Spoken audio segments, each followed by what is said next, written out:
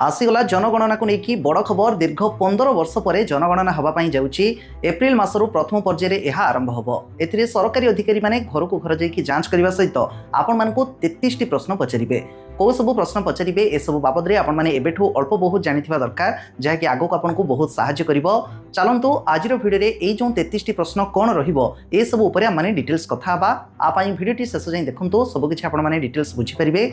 आम भिडियो आपको भल लगे भिडियो को समस्त लाइक करने सहित अन्य भी शेयर करने आप समस्त गोटे गोटे छोटिया शेयर आम ओडिशा प्राइम परिवार को आहरी आगक नबारे सहायक हो। आउ जो मैंने एजे आम व्हाट्सएप ग्रुप रे जॉइन होना लिंक डिस्क्रिप्शन में रही समस्ते जॉइन हो जातु। दीर्घ 15 वर्ष पर जनगणना होगापाई जाऊँगी। एने केंद्र सरकार तरफ अलरेडी विज्ञप्ति प्रकाश पाई साराणी।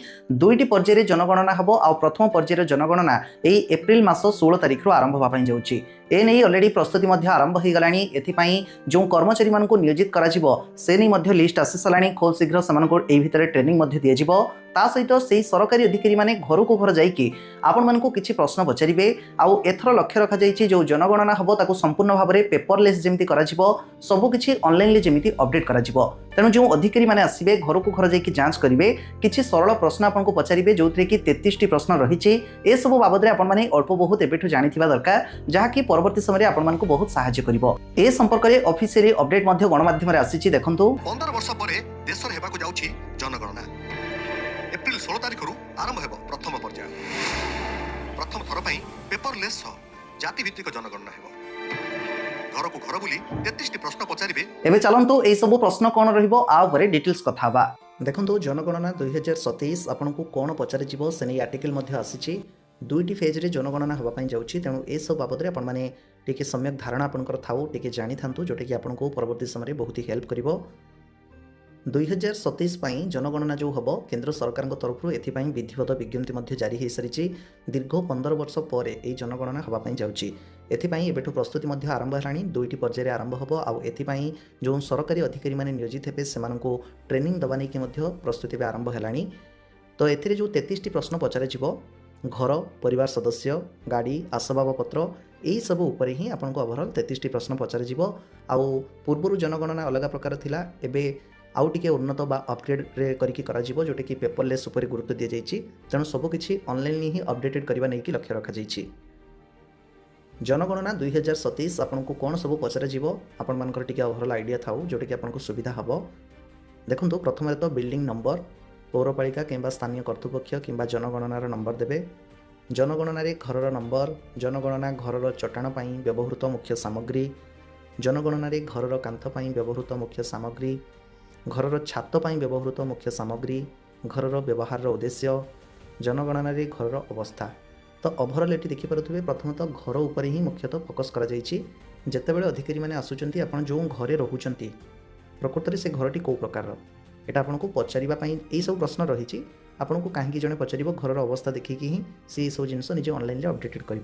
पूर्व लोक मैंने कच्चा घरे रोते चाल घरे रोते एवं जेकोसी गाँव को जातु अधिक अधिक लोकों घर हूँ पक्का घर गाँ भाँ आजिकल चाल घर देखापी मिलूँ।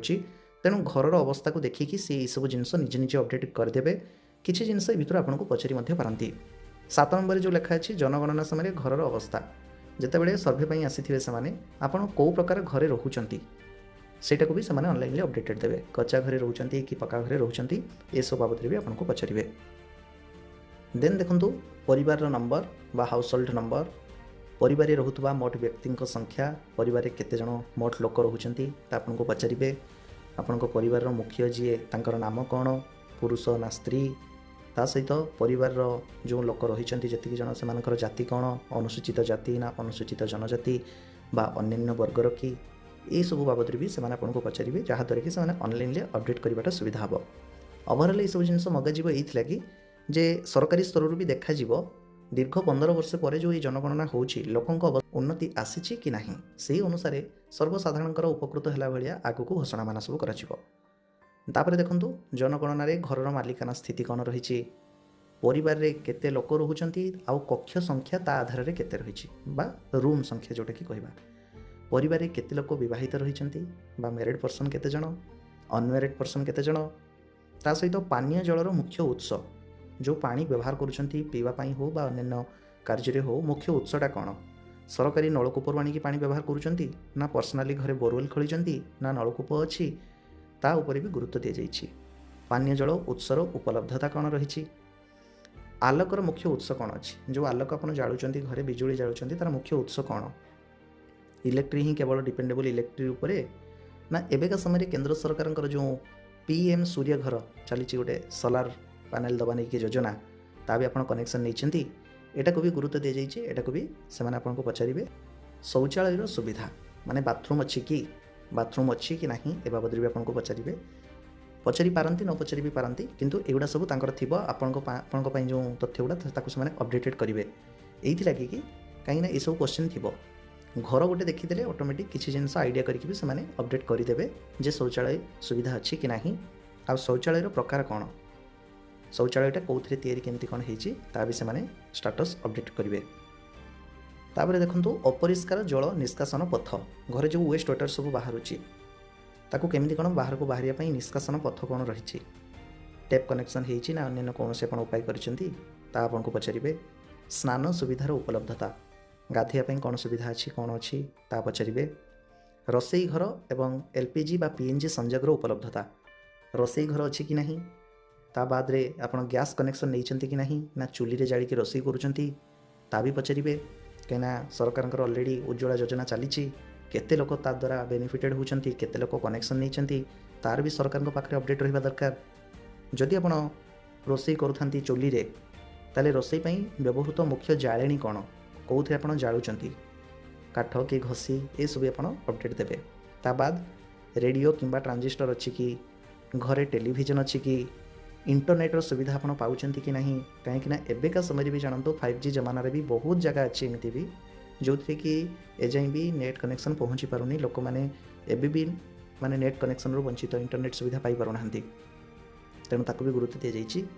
ଲାପଟପ୍ କମ୍ପ୍ୟୁଟର ଘରେ ଅଛି କି, ଟେଲିଫୋନ୍ ମୋବାଇଲ ଫୋନ୍ ସ୍ମାର୍ଟଫୋନ୍ ଘରେ ଅଛି କି, cycle motor cycle scooter moped ଏସବୁ ଅଛି କି, କାର୍ ଜିପ୍ ଭ୍ୟାନ୍ ବା କୌଣସି ଚାରି ଚକିଆ ଯାନ ଅଛି କି, ଏଗ୍ରିକଲଚର ରିଲେଟେଡ୍ ବି ଯଦି ଟ୍ରାକ୍ଟର ପାୱାର ଟିଲର ଏସବୁ ଯଦି ବି ଥିବ ତାର ବି ଆପଣ ରିପୋର୍ଟ ଦେବେ। ପରିବାରରେ ବ୍ୟବହୃତ ମୁଖ୍ୟ ଖାଦ୍ୟଶସ୍ୟ, ପରିବାରରେ ମୁଖ୍ୟତଃ ଆମମାନେ କ'ଣ ଖାଉଛୁ এটা ଆପଣଙ୍କୁ ପଚାରିବେ। କ'ଣ ଓଭରଅଲ୍ ଗୋଟେ ଓଡ଼ିଆ ଘରେ କ'ଣ ଖାଉଥିବେ କେଉଁ ସମୟରେ, ଯେଉଁ ଅଧିକାରୀମାନେ ଆସିଥିବେ ତ ସେମାନେ ଆଉଟ୍ ଅଫ୍ ଓଡ଼ିଶାରୁ ଆସିନଥିବେ ନା, ତାଙ୍କର ଏସବୁ ଉପରେ ଆଇଡ଼ିଆ ଥିବ। ଯେଉଁଗୁଡ଼ା ନିହାତି ଦରକାର ଆପଣଙ୍କୁ ପଚାରିବେ, ଅନ୍ୟଗୁଡ଼ା ସେମାନେ ଦେଖିକି ବି ସିଚୁଏସନ୍ ଅନୁସାରେ ଅପଡେଟେଡ଼ ନିଜେ କରିଦେବେ। ଲାଷ୍ଟରେ ରହୁଛି ମୋବାଇଲ୍ ନମ୍ବର, ଆପଣଙ୍କ ଘରରୁ ଯେକୌଣସି ଗୋଟେ ଲୋକର ମୋବାଇଲ୍ ନମ୍ବର ଦେବେ, ଯେହେତୁ ଆପଣଙ୍କ ଘରର ଗୋଟେ ରିପୋର୍ଟଟାକୁ ଅନଲାଇନ୍ରେ ଅପଡେଟ୍ କରାହେଉଛି ସେଇ ଅନୁସାରେ ଲାଷ୍ଟକୁ ଜଣଙ୍କର ମୋବାଇଲ୍ ନମ୍ବର ଆବଶ୍ୟକ। ତ ଏଇସବୁ ଯେଉଁ ପ୍ରଶ୍ନ ରହିଛି ସାଧାରଣ ପ୍ରଶ୍ନ ରହିଛି, କିନ୍ତୁ ସାଧାରଣ ଲୋକମାନେ ସାଧାରଣ ଜନତାମାନେ ଏ ବାବଦରେ ଜାଣିବା ମଧ୍ୟ ଦରକାର। କାହିଁକିନା ଏବେଠୁ ଯେଉଁ ଅଧିକାରୀମାନେ ଜନଗଣନା କରିବା ପାଇଁ ଆସିବେ ତାଙ୍କୁ ଟ୍ରେନିଂ ଦେବା ନେଇକି ପ୍ରସ୍ତୁତି ଆରମ୍ଭ ହେଲାଣି, ଖୁବ୍ ଶୀଘ୍ର ଟ୍ରେନିଂ ମଧ୍ୟ ସେମାନଙ୍କୁ ଦିଆଯିବ। ସେମାନେ ଯେତେବେଳେ ଗାଁକୁ ଗାଁ ଘରକୁ ଘର ଆସିକି ସର୍ଭେ କରିବେ, ଯଦି ସାଧାରଣ ଲୋକ ଏ ବାବଦରେ ଟୋଟାଲ୍ ଜାଣିନଥିବେ ତ ଯେଉଁ ଅଧିକାରୀମାନେ ଆସିବେ ତାଙ୍କୁ ବି ଅସୁବିଧା ହେବ, ସାଧାରଣ ଲୋକଙ୍କୁ ଫେସ୍ କଲାବେଳକୁ ତାଙ୍କୁ ବି ଅସୁବିଧା ହୋଇପାରେ। ତେଣୁ ଯାହାଦ୍ୱାରା କି ପୂର୍ବରୁ ଏଇସବୁ ରିପୋର୍ଟ ଆସିଯାଉଛି, ଆପଣମାନେ ଅଳ୍ପ ବହୁତ ଜାଣିଥାନ୍ତୁ।